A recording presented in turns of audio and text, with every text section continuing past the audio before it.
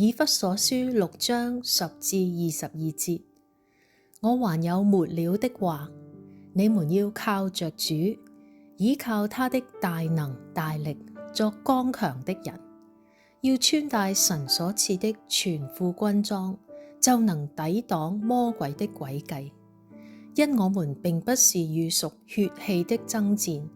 乃是與那執政的、掌權的、管轄這幽暗世界的，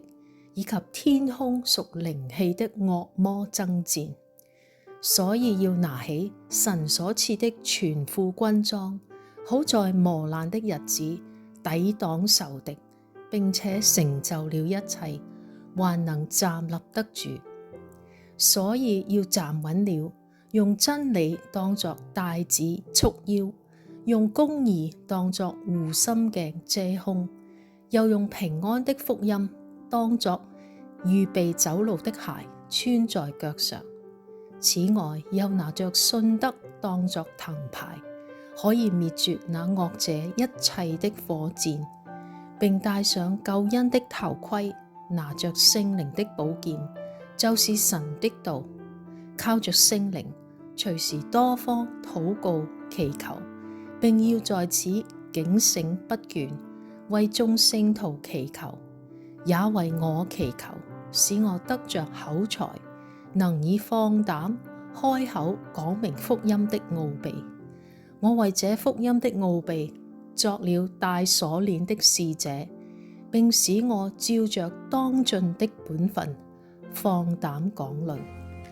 以弗所書呢度講到，我還有末了的話，你們要靠着主，倚賴他的大能大力，作剛強的人。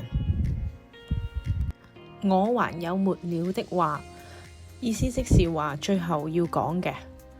保羅最後要講嘅總結就係要靠住基督做剛強嘅人。當保羅喺前面提到好多次，信徒要喺真理合一、愛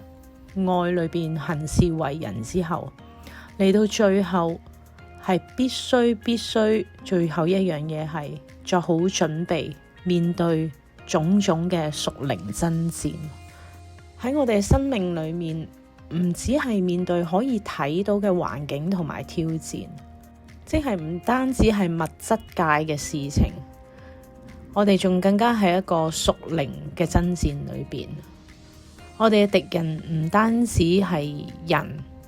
亦都係嗰個看不見嘅惡者，嗰種黑暗嘅權勢同埋試探。所以呢度保羅話，我哋唔可以憑自己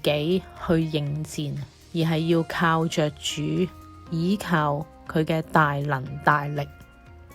靠着主就表示能力嘅來源係喺基督裏邊，唔係靠人，唔係靠自己。而大能大力嘅意思呢，點解要大能大力呢？原來喺原文裏邊呢兩個字都係講能力，但係個解釋有少少唔同。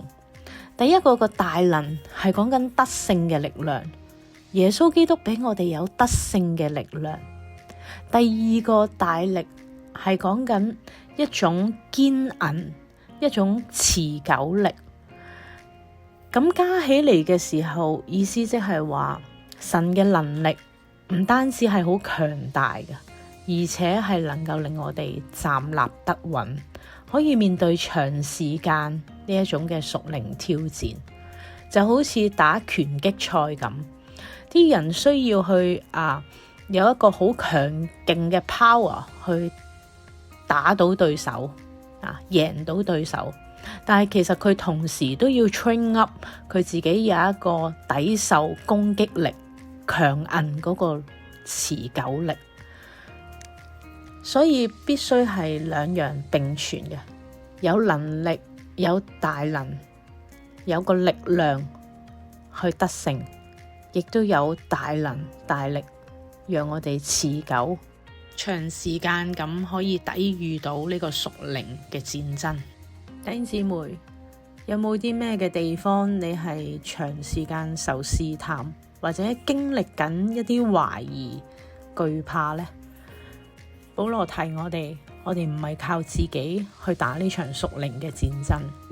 我哋係靠住基督喺我哋裏邊嘅大能大力，所以我哋要穿上神為我哋預備嘅呢套全副軍裝。經文裏邊提到呢套全副軍裝有6樣嘢。第一係真理嘅帶子，叫我哋可以唔會被謊言動搖，持守到神嘅道，我哋持守真理。第二係公義嘅護心鏡，可以保守我哋嘅心，唔俾罪去玷污。第三，福音嘅鞋啊，隨時準備好將和平嘅好消息，將福音呢個好消息傳俾人。第四係一個信心嘅盾牌，呢個盾牌可以擋住撒旦嘅攻擊同埋懷疑。第五，救恩嘅頭盔，呢個頭盔保護我哋嘅思想，讓我哋確信自己係喺基督裏邊得救贖嘅。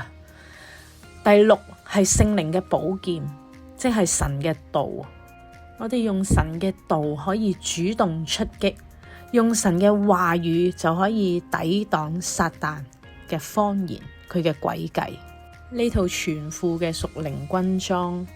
我哋要日日都要着住，要操練。弟兄姊妹，我哋有冇着住全套嘅軍裝，定係我哋淨係間中着1件2件呢？保羅提醒我哋要全套穿上先可以嘅。當我哋穿上神俾我哋呢個全副嘅軍裝嘅時候，我哋就感受到基督嘅大能大力點樣支撐住我哋，幫我哋去打呢場屬靈嘅戰爭。弟兄姊妹，如果你正係經歷緊試探，經歷緊一啲恐懼，甚至懷疑嘅時候，鼓勵你呢一刻就轉向神，一齊倚靠基督喺你裏邊嘅大能大力。我哋一齊低頭祈禱啊！親愛嘅主，好多謝你，你冇俾我哋獨自嘅面對屬靈爭戰，你賜下全副嘅屬靈軍裝去保護我哋，去幫助我哋。多謝你，